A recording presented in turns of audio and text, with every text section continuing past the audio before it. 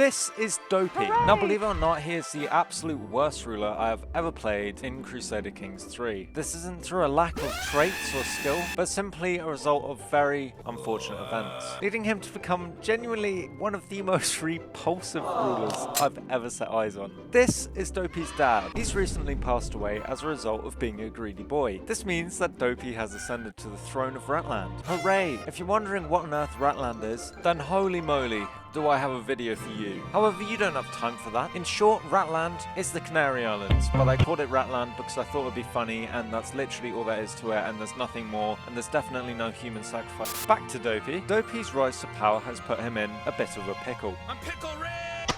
He's not yet old enough to rule by himself, so he has his power-hungry mother overlooking him, and his brother is starting a revolution. His brother, who also happens to be a toddler.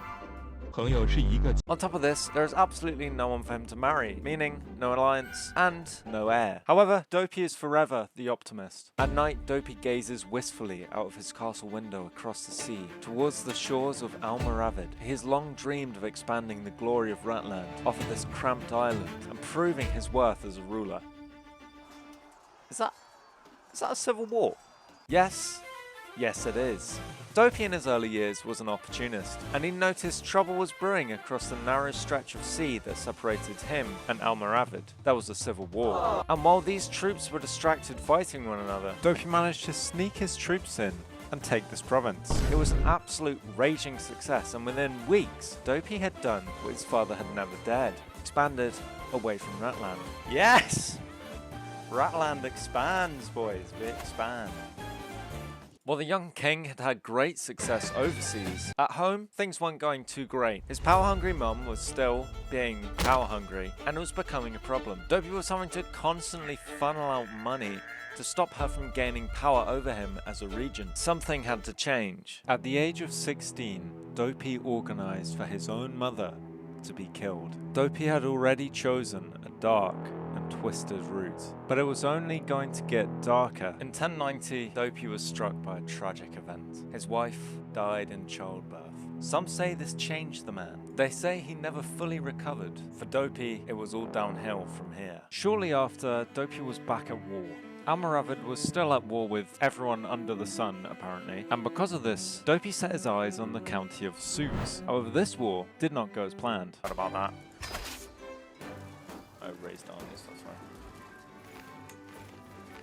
Woo!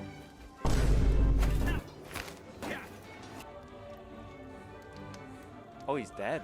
This was very bad. You see, Dopey's invasion was relying on the fact that this man was at war with absolutely everyone. But now, the rebels had won, which meant that Dopey was now fighting a much more powerful force than himself and had absolutely zero chance of winning.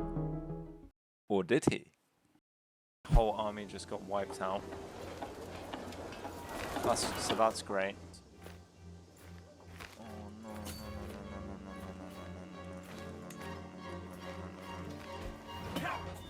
Shit!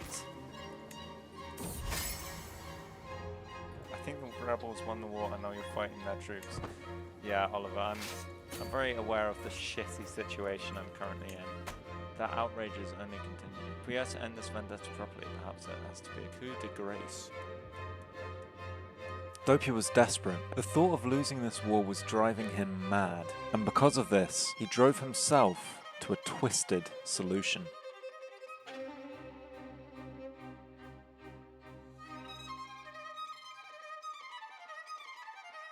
Shortly after this, the war was won. Yes. Yes!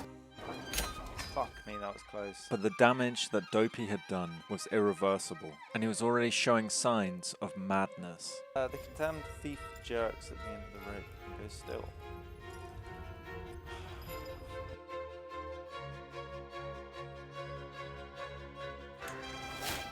Now known as the Impaler. Dopey had finally gone mad, but this was only the beginning. He was called to war by his allies soon after, but by sending troops down, he made the biggest mistake of his life. To get to his ally, he had to move south through enemy territory, which at the time didn't seem to be a problem until... It was such a lovely... Oh, fuck. With no way to return to his homeland, Dopey had to disband all of his troops and wait for them to return home while he sat vulnerable in the Ratland capital. It wasn't long before Ratland was under siege, and with no troops to defend, he lost. All of his progress gone. Bollocks. Bollocks. We lost Bohus, boys. After a failed attempt of regaining the land he'd lost, Dopey did something sickening.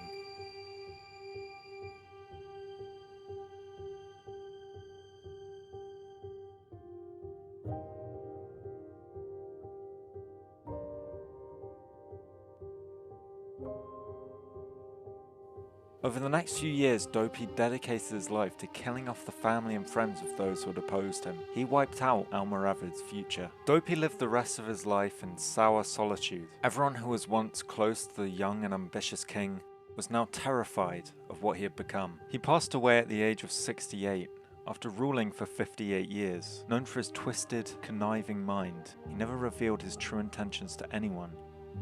He died alone and unloved. This video took a very long time to edit. In fact, the footage was around 4 hours long. So if you did find yourself enjoying the video, leaving a like or subscribing would help me out hugely. I hope you guys did enjoy this video, and I will hopefully see you all very, very soon.